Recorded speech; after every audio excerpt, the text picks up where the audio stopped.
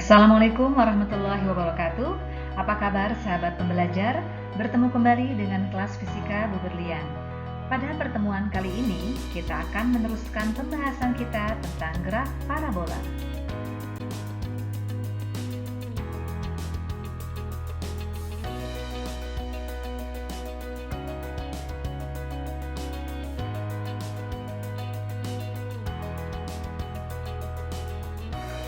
Banyak sekali contoh gerak parabola yang kita jumpai dalam kehidupan sehari-hari.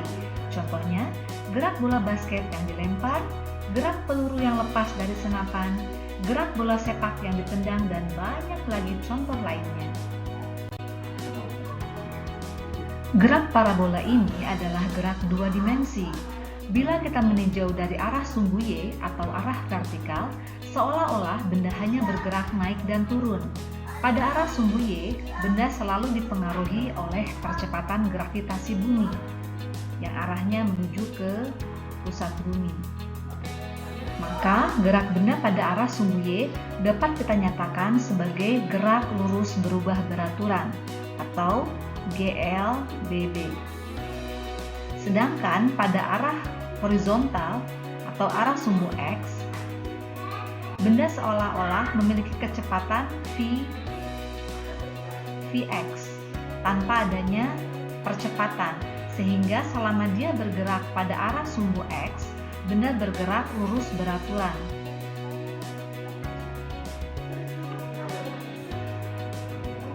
Oleh karena itu, sebelum kalian mempelajari bab gerak parabola, diharapkan kalian telah mempelajari materi kinematika gerak lurus, khususnya GLB dan GLBB, juga materi tentang vektor.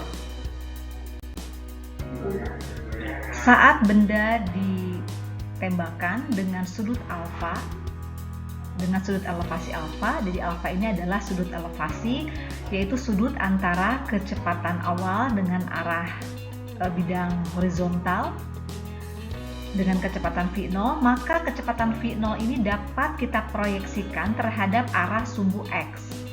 Maka jika kita proyeksikan, V0X akan menjadi V0 cos alpha. Sedangkan untuk kecepatan awal sumbu Y, yaitu V0Y,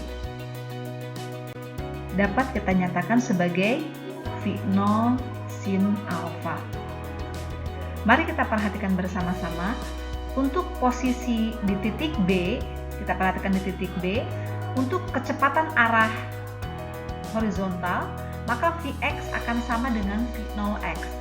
Vx adalah kecepatan di sumbu X. Kita perhatikan ternyata kecepatannya sama dengan kecepatan awalnya. Begitu juga pada titik C, kecepatan arah sumbu X selalu nilainya V0x. Mengapa? Karena tidak ada percepatan yang arahnya terhadap arah sumbu X.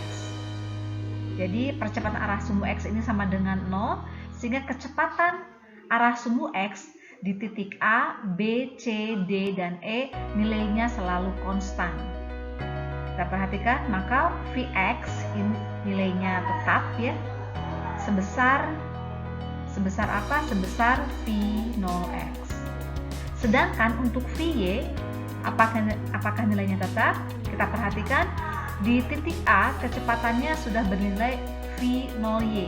Nah, di titik B kecepatannya dipengaruhi oleh percepatan gravitasi bumi yang arahnya menuju ke pusat bumi, sehingga di titik B tentu kecepatan arah sumbu Y-nya menjadi lebih kecil. Dan untuk di titik C, ini adalah titik tertinggi yang dicapai oleh benda. Di sini Vy-nya ini sama dengan 0. Vy-nya sama dengan 0, kemudian kembali turun di titik D, maka nanti Vy-nya akan memiliki nilai lagi. Kemudian di titik E kembali di dasar lagi, di landasan di posisi X, maka Vy menjadi minus V0y, sehingga Vy nilainya berubah karena dipengaruhi oleh percepatan gravitasi bumi. Bagaimanakah waktu yang diperlukan untuk mencapai titik tertinggi dan titik terjauh. Untuk mengetahuinya, mari kita analisis dari titik C yang sebelah sini ya. Nah, di titik C kita dapatkan di sini VY itu sama dengan 0. Dari persamaan atau dari konsep percepatan kita dapatkan percepatan itu sama dengan perubahan kecepatan per selang waktu. Ini adalah definisi percepatan rata-rata. Jika kita lihat ini di kondisi di posisi titik C, di titik C, maka nanti kita dapatkan di titik C ini T yang delta T-nya kita bilang saja di sini T1 ya. Ini adalah waktu yang diperlukan untuk sampai di posisi tertinggi. Sehingga delta T ini bisa kita ubah nanti menjadi T1. Maka kita dapatkan di sini A, vektor A sama dengan VY minus V0Y per delta T-nya kita bilang saja di sini T1. Maka kita dapatkan nantinya vektor A T1 itu sama dengan VY-nya tadi sama dengan 0 ya. VY-nya sama dengan 0 karena berada di posisi tertinggi. 0 minus V0Y. Kemudian untuk kasus ini percepatannya yang dipakai adalah percepatan gravitasi bumi karena arahnya menuju ke pusat bumi. Maka di sini A-nya percepatannya bernilai negatif minus G T1 minus sama dengan minus di sini V0Y kita tuliskan ya. V0Y tadi sama dengan V0 sin alpha. Sehingga kita dapatkan T1 itu sama dengan V0 sin alpha per G. Kita perhatikan T1 ini adalah waktu yang diperlukan untuk mencapai titik tertinggi. Jadi untuk mencapai titik tertinggi diperlukan nilai sebesar T1. Nah, sekarang bagaimana kita mencari waktu yang diperlukan untuk mencapai jangkauan terjauh? Di manakah jangkauan terjauh? Jangkauan terjauhnya ada di posisi E ya. Di sini kita bilang saja di sini T2. Kita perhatikan di sini T2 dia adalah 2T1. Maka kita dapatkan nanti T2 sama dengan 2T1. Di sini sama dengan T2 sama dengan 2V0 sin alpha per G. Nah, jadi di sini T2 adalah waktu yang diperlukan untuk mencapai jangkauan terjauh. Bagaimanakah mencari nilai atau mencari titik tertinggi di gambar ini? Nilai titik tertingginya di sumbu Y adalah bernilai H ya, atau kita bisa nyatakan sebagai Y max. Kemudian tadi sudah kita bahas bahwa waktu untuk mencapai titik tertinggi ini diperlukan waktu sebesar T1 sama dengan V0 sin alpha per G. Oke, dari situ kita akan membahas yang di titik C ini ya. Titik C adalah titik di mana benda mencapai posisi tertinggi. Maka dari rumus GLBB, Y sama dengan V0T plus setengah AT kuadrat. Di sini maka nanti kalau Y-nya Y max, maka karena arahnya arah sumbu Y, maka ini adalah V0Y ya, V0YT. Nah, di sini ditambah setengah, tetapi percepatannya ini bernilai negatif. Kenapa? Karena percepatan gravitasi bumi ini arahnya menuju ke bawah. Sedangkan yang lainnya ya Y, kemudian V0 ini arahnya ke atas sehingga nilainya positif. Maka kita di sini minus setengah GT kuadrat. Jadi tanda minus di sini disebabkan adanya nilai percepatan gravitasi yang nilainya negatif. Kita masukkan Y max sama dengan V0 Y itu adalah V0 sin alfa dikalikan T-nya kita masukkan tadi ya, V0 sin alfa per G, kemudian dikurangi setengah G dalam kurung V0 sin alfa per G. Di sini dikuadratkan. Oke, Y max sama dengan ini kita gabungkan ya, sehingga kita dapatkan nantinya V0 kuadrat sin. Nah, sin alfa dikalikan sin alfa itu ditulisnya sin kuadrat alfa per G dikurangi dengan setengah. Di sini V0 kuadrat dikalikan sin alfa kuadrat per G. Kenapa per G? Di sini ada G, kemudian di bawah ada G kuadrat ya, jadi per G. Kita lihat ini nilainya sama semua ya, V0 kuadrat sin alfa kuadrat sin kuadrat alfa per G, ini juga sama. Tapi nah di sini 1, di sini setengah. Jadi nanti nilai Y max ini akan sama dengan setengah V0 kuadrat sin kuadrat alfa bagi dengan G. Ya, ini adalah persamaan untuk mencari nilai titik yang tertinggi. Bagaimanakah cara mencari nilai jangkauan terjauh? Dari gambar kita perhatikan bahwa jangkauan terjauh ini simbolnya R. Bisa kita nyatakan R atau kita nyatakan dengan X maksimum. Kita perhatikan, maka kita akan mencari di daerah sini ya, berapakah nilai X max-nya.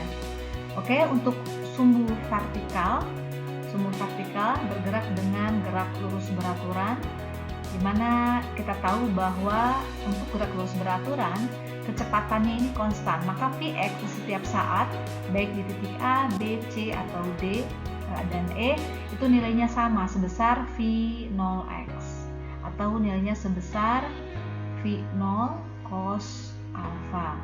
Dengan alfa adalah sudut elevasi atau sudut antara kecepatan awal dengan arah sumbu horizontal. Oke, ini Vx-nya. Kita akan mencari X max-nya, X maksimum. Ini akan sama dengan Vx dikalikan T.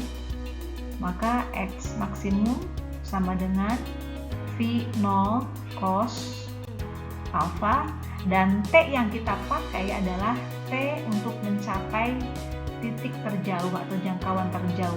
Tadi sudah kita bahas bersama bahwa T2 kita dapatkan nilainya sebesar 2V0 sin alfa per G ya. Oke, kita masukkan saja di sini 2V0 sin alfa per G. Oke, maka X max sama dengan 2V0 kuadrat sin alfa cos alfa dibagi dengan G, maka akan jadi seperti ini ya. Ini untuk mencari nilai titik yang atau jangkauan terjauh. Untuk korelasi persamaan matematika, mungkin di kelas 10 kalian belum mendapatkan bahwa 2 sin alfa cos alfa ini sama dengan sin 2 alfa. Sehingga kalau kita masukkan ke persamaan di atas, maka kita dapatkan X maksimum itu sama dengan V0 kuadrat. Nah, yang ini akan kita ubah ya, yang 2 sin alfa cos alfanya menjadi sin 2 alfa per G. Nah, inilah cara mencari nilai jangkauan terjauhnya. Berapakah nilai sudut elevasi agar mencapai titik tertinggi dan titik terjauh? Tadi sudah kita bahas, Y max itu sama dengan V0 kuadrat sin kuadrat alfa dibagi dengan 2G.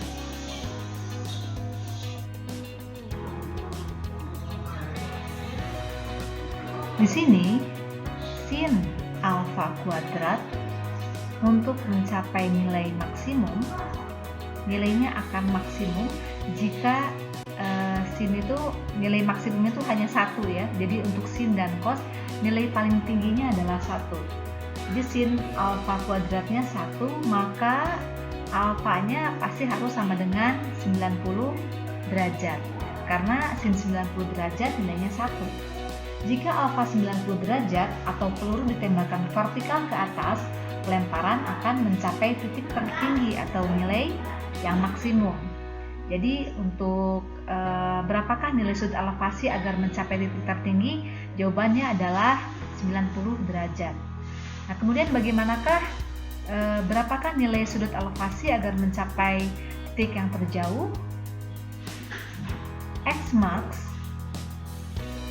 itu tadi kita dapatkan sama dengan nilainya V0 kuadrat per G dikalikan dengan sin 2 alfa ya. Oke, maaf, ini kita ganti sin 2 alfa. Oke, untuk mencapai maksimum maka sin 2 alfa ini nilainya harus untuk mencapai nilai maksimum nilainya harus sama dengan 1 karena nilai terbesar sin sekali lagi adalah 1 ya.